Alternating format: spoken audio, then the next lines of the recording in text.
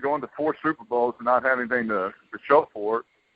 And, for us, it was, again, we were a young team, and the whole notion that you're too young, you don't have any experience, so you know how to handle yourself, to me, that's just a bunch of – that's great sports radio talk.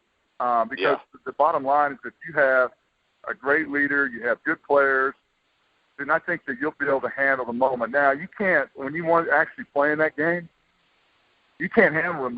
You can't explain the emotions. You just got to let that just take care of itself. And then after that, then you're like, okay, well, I'm back on the ground. We're in the Super Bowl. We made it. Now let's just go out and play football. Then after that, everything starts to get back to some normalcy. And for us, I mean, we were so good. I think defensively, all our credit went to how great our offense was, and rightly so, because those guys are great Hall of Famers, but our defense could ball. We had that platoon of our defensive line. You're talking about Russell Maryland, Chad Hennings, Leon Lett, Jimmy Jones, Tony Colbert, Charles Haley, and we were just able to platoon and just knock people out in the fourth quarter. But, Ken Norton, Woodson, Kevin Smith, and collectively we were just able to hit on all cylinders. You hear that cliche all the time, but I mean, when we're getting a pass rush, hey, the defensive backs are in the right place to get picks. When they're getting covered sacks, we just dominated the offensive side of the ball. I believe they had 7 turnovers in that game, if my memory serves me right. And that's how you win a big football game like that. Yeah, and you look at the 2 Super Bowls you guys played against the Bills. I mean, that was a high-powered offense, got Hall of Famers all over it. 2 games, they averaged 15 points. Well, when they got, see, to me, I know that when we knew going into that game that we'd have to put pressure on Jim Kelly, and we knocked him out of the game, and our defense was just too much of their offense, and we wore them out.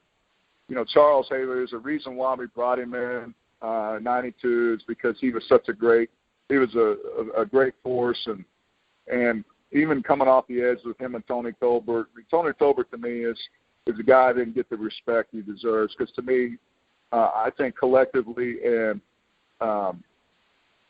overall is probably one of the greatest defensive linemen I've ever seen play the game, because not only did he play the run, he was a great pass rusher.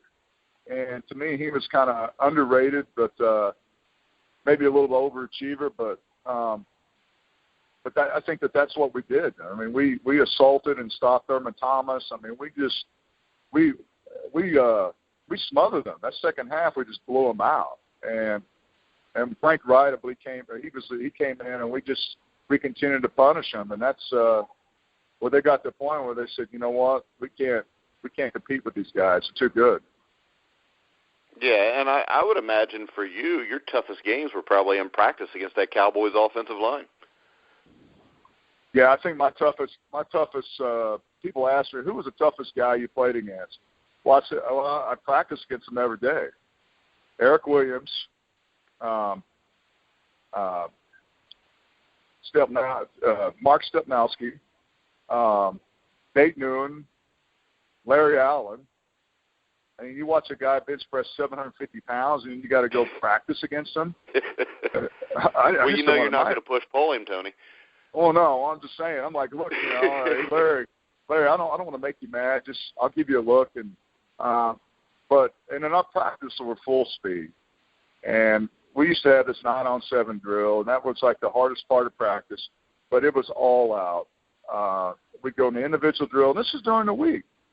This is on Wednesday and Thursday.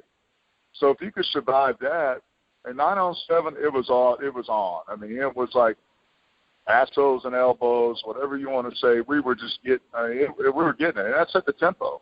But those guys right there were the hardest players, and I think that's what made us so good, is that we made each other better. We weren't afraid. We like, look, we're in this together. Certainly the landscape of the NFL's changed with all the money and the salary cap and things you can do. But, that was our number one goal, is to practice hard. And we had Jimmy breathing down our throat. If we had a bad practice, then we'd start practice over.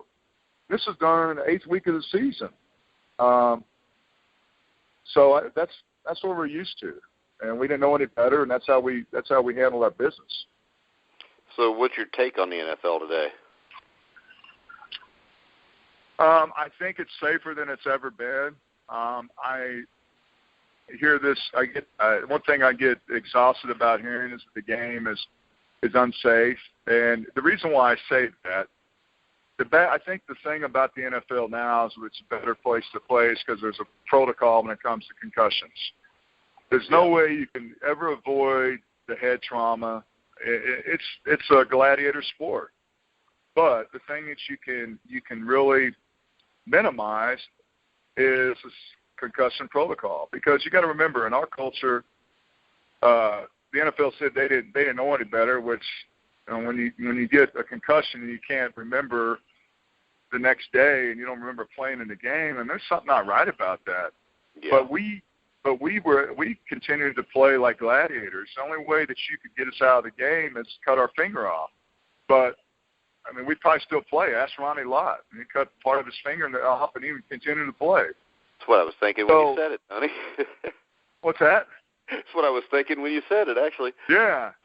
But for me, I have a son that plays football, and I got anxiety like anyone else. But in the NFL, I think it's a better place, and I know that's gotten, they were frivolous about some of the decisions they made, and rightly so. They've learned, but they're going to try to get away with as much as they can, because the bottom line is the product, and the product is the guy having to stay on the field, and he may not remember things, and the player, and they don't know, and like, okay, well, I'm coach, I'm fine, and like, I mean, we all fall to that. We all are kind of weak when it comes to someone being that valiant about playing in a sport. It's a tough guy. Like, hey, sometimes it's kind of hard to compartmentalize the reality of it. Are we thinking about someone 10 years from now? Are we thinking about the moment? And I think now they're thinking about more the future, not just the moment because of lawsuits. But I think the NFL, it's changed. It's better for the players because, for one, and I wish they'd had us back in our dinosaur days, but they don't hit, which is great. Training camp to me is just you get your work but you're not beating each other up. I think you got to that technical aspect is probably not as good as it used to be. But I think it depends on where you're at, because speed and athleticism oversees everything. But when you do get in the NFL, the coaches are a little bit more, pay attention to detail. But the NFL now, with the social media and guys trying to get as many followers as they can, and some of the things that they're doing off the field is unprecedented. It should not happen. And to me, I think it's gotten better because of the public outcry. Just the fact the Shield has gotten a bad name. Yeah. Now, do you think it's unprecedented, or do you think that maybe in the 70s, 80s, the press just turned a blind eye to it? Well, I think it's a combination of it. I think we're learning more about with science and everything to study, and one of the things that really bothers me, and especially on social media, is when, let's say, a former player like myself makes a comment about, like I'll use the University of Oklahoma. I may, or any fan base, or someone will make a point on social media, and someone says, "Oh, that's so stupid. How many times concussions you get? Is that a result from CTE?" And I'm thinking, wait a second. CTE is more than just some guy being punch drunk. I mean, we're talking about guys that have died, guys that have taken dead brain tissue, and that's the only reason we know more about the CTE. Yeah. And watching the movie like Concussion, and to me, that's the hardest thing. Is because 70s and 80s, it was a Wild West. I mean, look at it. I mean, the game, everything evolves. Everything. It's like communication. It's like technology. Look at technology from there to now. I mean, it's smarter. It's a lot more thorough.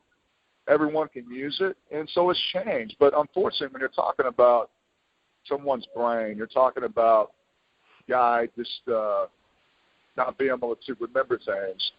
It's a vicious hit. The ESPN highlights. I mean, people like to watch that. Yeah, NFL Films has always glorified it.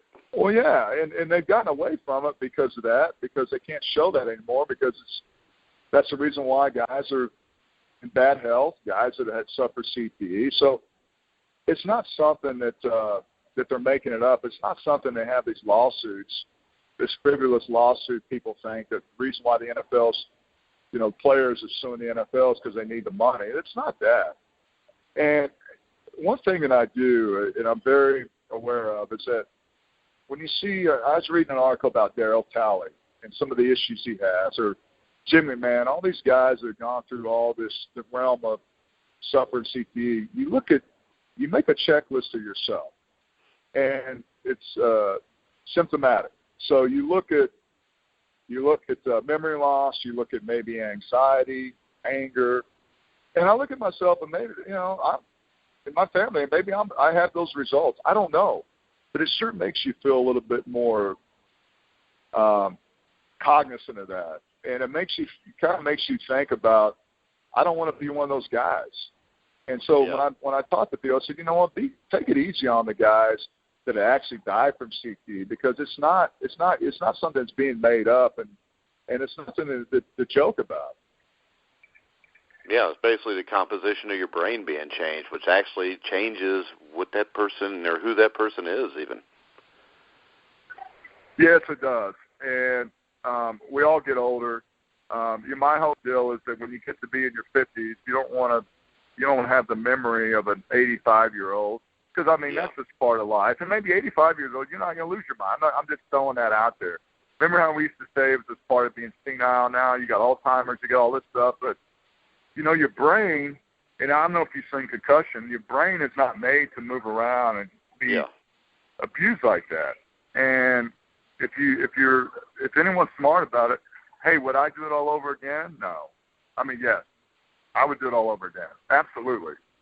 Would I feel safe about it? Yes. If I had someone to actually restrain me and tell me, look, Tony, you don't need to be on the field, you need to be on the sidelines. And if I knew more education about what's going on, then I would say, that's what I said. I think that the NFL is a safer place right now.